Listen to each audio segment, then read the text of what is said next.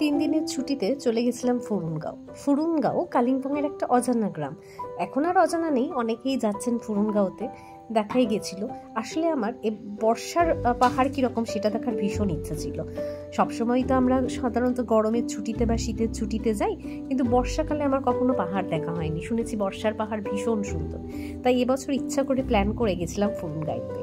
আর যেহেতু আমার একটু নিরিবিলি জায়গা ভালো লাগে, সেজন্য ওটাই বাছলাম, কারণ আর কোনো হোমস্টে নেই, একটাই হোমস্টে। চলুন আজকে দেখাবো কীরকম ফুরুনগাঁও। হ্যালো, তো আমরা এখন আছি ফুরুনগাঁওতে, আশিকা হোমস্টে, মঙ্গলদার হোমস্টে এটা। তো একদমই নিরিবিলি একটা হোমস্টে, যেখানে আশেপাশে এই একটাই হোমস্টে আছে, আর কোনো হোমস্টে আমি জানি না, মানে হয়তো আছে, আমার জানা নেই।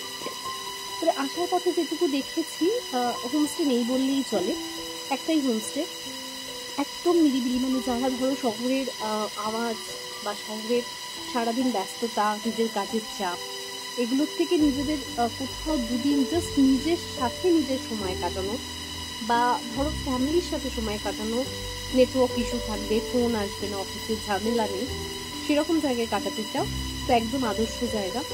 সারাদিন ঝিঝি পোকার আওয়াজ, হ্যাঁ, ময়ূরের আওয়াজ তুমি পাবে, হরিণের ডাকের আওয়াজ তুমি পাবে। এখানে কিন্তু প্রচুর ময়ূর আছে, যদিও আমি দেখিনি, কিন্তু আওয়াজটা কানে আসছে। এরকম একটা জায়গা হচ্ছিল এই জায়গাতে আসার একটাই কারণ, যেহেতু সারা বছর ধরে একটা সবারই হয় ফোনের, সারাদিন ফোন কল, সারাদিন বিভিন্ন রকমের লোকের সাথে ওঠা বসা, মনে হয় যে একটু নিরিবিলিতে কোথাও যে নিজের সাথে সময় কাটাই, ফ্যামিলির সাথে সময় কাটাই। সেই হিসাবে খুঁজতে খুঁজতে একদিনকার ইউটিউবে আমি এই জায়গাটার খোঁজ পাই। তো আমার আর মেয়ের আসা এইখানে এই কারণেই। আমার ভীষণ ভালো লাগছে। 3 দিন থাকবো আমরা এখানে। আমাদের এখানে বলা ছিল, তো ওনারাই গাড়ির ব্যবস্থা করেছেন। গাড়ি যেহেতু একটু ঘুরে আসছে, জানো সবাই মোটামুটি আমরা জানি এই সময় NH10 অবস্থা খুব একটা ভালো নয়, সেজন্য গাড়ি একটু ঘুরে আসছে, রাস্তাটা সেফ রাস্তায় আসতে চাইছে। তো গাড়ি ভাড়া নিল, পিক আপ ড্রপ মিলিয়ে টোটাল 9000, আর থাকাও মোটামুটি এক এক দিন এক একজনের 1500 করে পড়ছে। 3 দিন আমি এখানে 3 দিন নিশ্চিন্তে কাটাতে এসেছি। কারোর যদি মনে হয় সে একদিন কাটাবে বা 2 দিন কাটাবে, আমার মনে হয় এসে কাটাতেই পারে। আর একটু বাদে তোমাদের দেখাবো ভিউটা কীরকম। আমরা একদম আপারটায় আছি, নিচে এদের টোটাল উপরে 2টো ঘর আর নিচে আই থিঙ্ক 2টো ঘর, 4টে ঘর। আমি যখন বুক করেছিলাম বলেই নিয়েছিলাম আমি উপরটায় থাকতে চাই, কারণ উপর থেকে ভিউটাও খুব সুন্দর, আর বেশ ফাঁকা ফাঁকা, তো বেশ ভালো লাগছে। 2 দিন। আর হ্যাঁ, যেটা বলার মতো বিষয় আর কি, না বললেই নয় বা না বললে অন্যায় হবে বলা, সেটা হচ্ছিল মঙ্গলদার আপ্যায়ন। মানে ভাবার মতো না, মনে হচ্ছে নিজের বাড়িতেই আছি। যখন ওনাকে যেটা বলছি উনি সেটারই ব্যবস্থা করছেন, খাওয়া দাওয়া যথেষ্ট, মানে একদম হোমলি টেস্ট, একদম হোমলি খাওয়া দাওয়া, হোমলি একদম। হ্যাঁ, রাত্রির বেলার দিকে কালকে যেটা হয়েছিল, আমার একটু গা ছমছম করছিল। যা হয়, আলো নেই, অন্ধকার, কারেন্টের একটু অসুবিধা আছে, তো আলো নেই, অন্ধকার, কেউ ছিলই না, যেহেতু পুরো হোমস্টেতে আমরা একা। আজকে একটা ফ্যামিলি আসবে শুনছি। তো সন্ধ্যেবেলা 7টার পরে না কিচ্ছু ছিল না, কারেন্ট ছিল না, লাইট ছিল না, ঝিঝি পোকার ডাক ছিল, মাঝে মাঝে কোথাও একটা পাখি ডেকে উঠছে, সব মিলিয়ে একটা গা ছমছমের ব্যাপার। আমার মতো যারা ভূতে ভয় পাও, তাদের একটু ভয় ভয় লাগবে ঠিকই, কিন্তু সব মিলিয়ে বেশ ভালো ব্যাপার। আমার কিন্তু বেশ লেগেছে, যদিও কালকে রাত্রে একটু ভয় করছিল, কিন্তু ঘরে ঢুকে ছিলাম বলে খুব একটা ফিল হয়নি।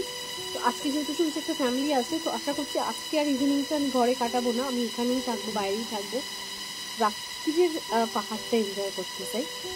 একবার অন্তত আসা যেতেই পারে। আমরা তো সবাই বিভিন্ন জায়গায় যাই, আমি যেমন 3 দিনের জন্য আছি, তো অনেকে আসে 1 দিনের জন্য, তো আসা যেতেই পারে, খরচা করা যেতেই পারে, ভালো লাগবেই। আমি ডেফিনেটলি শিওর সবার ভালো লাগবে, এত সুন্দর জায়গা।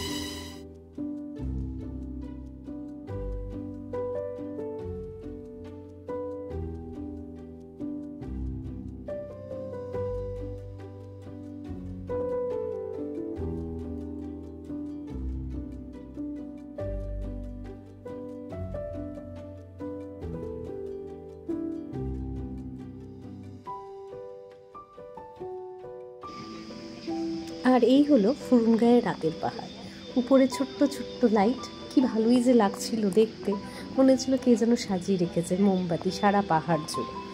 আর এখানকার আরেকটি বিষয় হলো, সেটা ফেমাস, সেটা আমি শুনেছি, মঙ্গলদার হাতের বাঁশপোড়া চিকেন। কোনোদিন ট্রাই করিনি, যেটা শুনলাম সেটা হচ্ছিল একটা কচি বাঁশের অংশ নেওয়া হয়, তার ভিতরে ম্যারিনেট করা চিকেন দিয়ে আগুনে পোড়ানো হয়, আর মুখটা ঢাকা হয় হলো কলা পাতা দিয়ে। এই যে এটা দেখছেন, এটা হচ্ছিল বাঁশের অংশটা, ভিতরটা ফাঁকা, এর ভিতরে এই ম্যারিনেট করা চিকেনগুলো যাবে। মঙ্গলদা আমাকে সেটাই বুঝিয়ে দিচ্ছিলেন।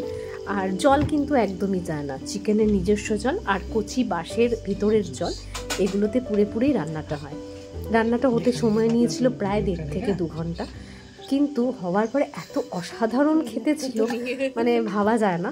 আমার ইচ্ছে আছে বাড়িতে যদি কোনোদিন সম্ভব হয় একবার ট্রাই করব।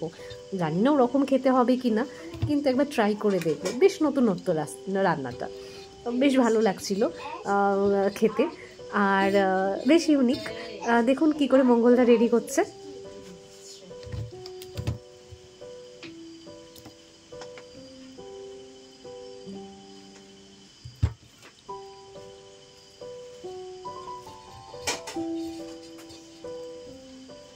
जाना उयो एउटा पत्ता बनाउनु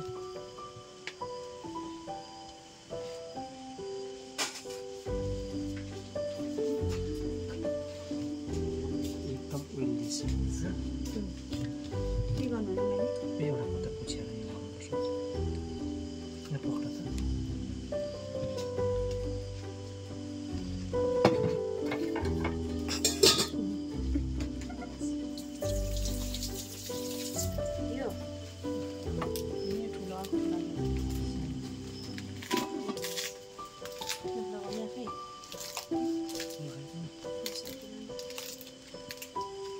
केलाको पत्ता उसका ढक्कन